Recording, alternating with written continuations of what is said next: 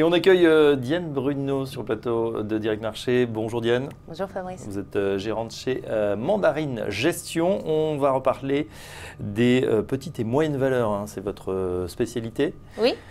Et ça continue à cartonner. Je dis ça continue parce qu'on a eu déjà des belles années. Ça surperforme régulièrement les grandes valeurs, les big cap. Et est-ce que c'est encore le cas cette année 2016-2017 ? Alors 2017, oui, c'est encore le cas. Les petites et moyennes valeurs en Europe, elles sont en hausse de quasiment 12% contre un marché en hausse plutôt de 9%.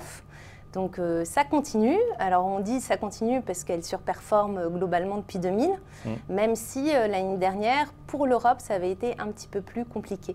Sur la France, ça continue aussi. Oui, ça continue à aller très bien. Est-ce qu'on a eu des élections en France cette année? Le risque politique s'est éloigné et on a un nouveau président très pro-business. Est-ce que ça pourrait profiter encore plus on sait qu'il veut faire émerger des champions. L'environnement doit également changer. Il parle d'une Startup Nation. Est-ce que c'est favorable ça à l'essor justement des capitalisations, enfin, des valeurs déjà cotées? C'est très favorable et puis ça a déjà été en partie reflété puisque la France fait partie des marchés, d'ailleurs avec l'Italie, qui ont très bien fonctionné cette année pour les petites et moyennes valeurs. Donc en fait, oui, il va être plutôt pro-business, plutôt avec des logiques de déréglementation. Et tout ça va favoriser la croissance des petits qui vont avoir plus de facilité à émerger. Toute la dynamique d'allègement de charges, normalement, c'est très favorable aux petits aussi. Donc oui, on a un environnement très porteur en France. Bon, on dit aussi que les petites valeurs sont moins sensibles à la conjoncture internationale, aux grands chocs. Elles sont plutôt centrées sur leur marché. Est-ce que vous validez tout ça? Alors pas vraiment, parce que historiquement, on a vu que la performance des petites et moyennes valeurs, elle est assez corrélée au cycle économique ou aux anticipations de cycle. Donc elle surperforme quasiment chaque année depuis plus de 10 ans, depuis les années 2000.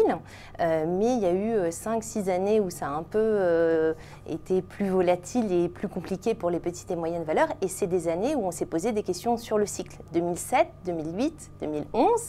2014 et 2016. Donc à chaque fois qu'il y a des interrogations sur le cycle, finalement, danger pour ce sont les premières finalement à être délaissées par les gérants, Oui, elles sont délaissées pour plusieurs raisons, parce que l'investisseur se dit j'ai envie d'être moins investi sur les marchés actions et de me mettre plutôt, on va dire, risk-off dans le jargon, moins de risques, et du coup, peut-être je suis mieux avec, disons, un L'Oréal qu'avec une petite valeur qui peut-être est moins liquide, donc elles pâtissent de ça. Et puis dans les petites et moyennes valeurs, le gros secteur, c'est souvent un secteur un peu fourre-tout qui s'appelle industriel, bien industriel et services, et dans lequel vous avez beaucoup de business models de niche qui sont liés au cycle économique.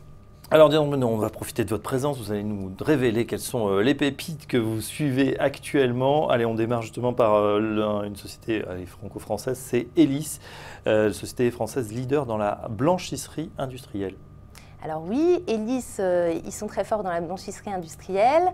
On trouve que l'histoire est intéressante en ce moment pour la simple et bonne raison que en fait, leurs clients, c'est surtout des hôteliers, entre autres, et que la France a pâti d'un trafic touristique qui a été plutôt défavorable sur les 2 dernières années et les touristes commencent à revenir en France, et donc c'est bien pour leurs principaux clients. Et la deuxième chose, c'est que quand on fait de la blanchisserie industrielle, c'est un métier, on dit capitalistique, où il y a des usines, il faut les remplir avec du linge à laver, et donc plus on est gros, plus on est rentable. Et Elis, en ce moment, fait des acquisitions en Espagne, au Brésil. Ils sont en train de doubler leur taille dans ces géographies.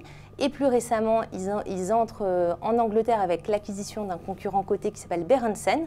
Et tout ça, ça plaide pour une augmentation des marges opérationnelles du groupe. On le voit d'ailleurs, les acquisitions en ce moment, c'est plutôt salué par le marché. C'est-à-dire cette course à la taille, quand c'est relutif, c'est-à-dire que ça ajoute des parts de marché, du chiffre d'affaires sur rentable, c'est plutôt bien vu. Alors ça fait 2 ans que c'est bien vu. Ça s'accélère encore un peu cette année parce qu'en fait, on craint une hausse des taux. Alors cette hausse, elle va être, quand elle aura lieu, plutôt minime. Mais ça veut dire que toutes les entreprises qui ont un bilan sain et qui peuvent faire du levier auprès des banques le font à des prix défiant toute concurrence. Bon. Donc c'est une bonne nouvelle. Donc premier choix de Diane Bruno, c'est Elis. On parle du côté de l'Angleterre avec Burford, un business model assez étonnant pour cette société qui est leader mondial en financement de procès. Expliquez-nous Diane Bruno. Alors Burford, il finance les procédures juridiques. Qui sont souvent très chères. Qui sont souvent très chères et du coup, comme les sociétés ont de plus en plus, trouvent que ça coûte très cher, une solution c'est de faire appel à un prestataire de services comme Burford, de ne rien payer de ses frais d'avocat et de dire à Burford qu'ils prendront un pourcentage du gain si le plaignant gagne sa procédure. Voilà, s'il perd. Et s'il perd, Burford a financé le procès gratuitement. Bon, on imagine qu'ils regardent quand même un peu les dossiers qu'ils vont prendre. Hein. Évidemment, c'est une société qui a été créée par un avocat.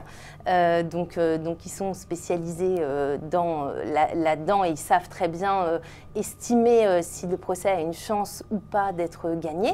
Et puis l'intérêt d'avoir Burford en portefeuille, c'est que comme c'est le plus gros, ça veut dire qu'il finance un nombre de procès plus important.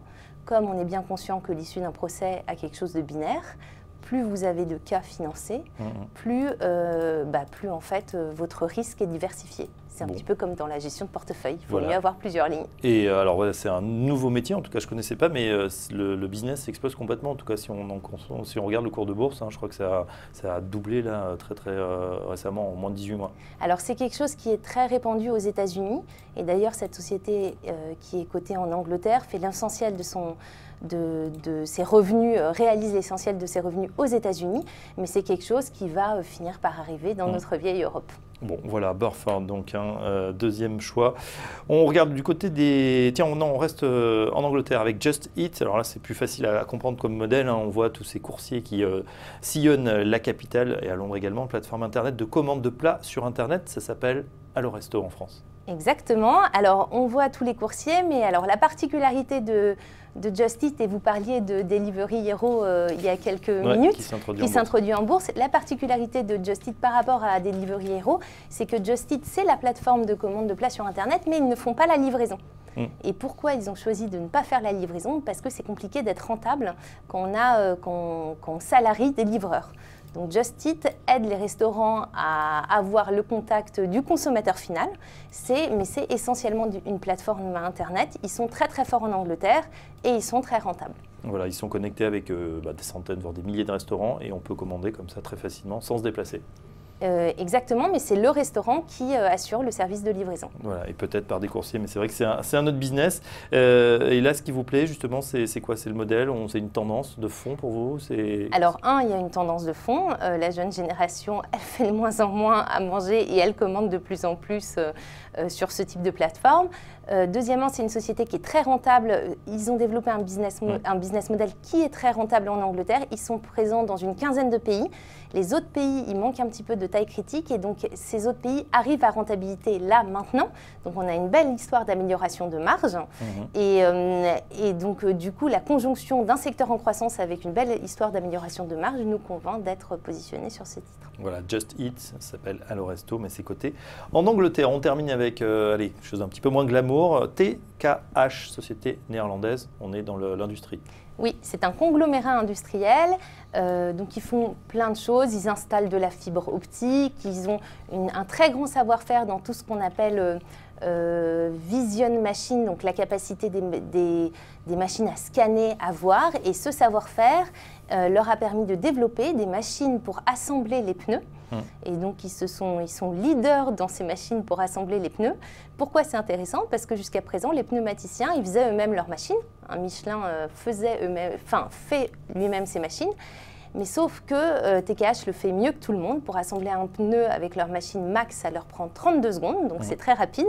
Et du coup, il va y avoir un carnet de commandes qui va se remplir. Et donc, c'est positif pour la société.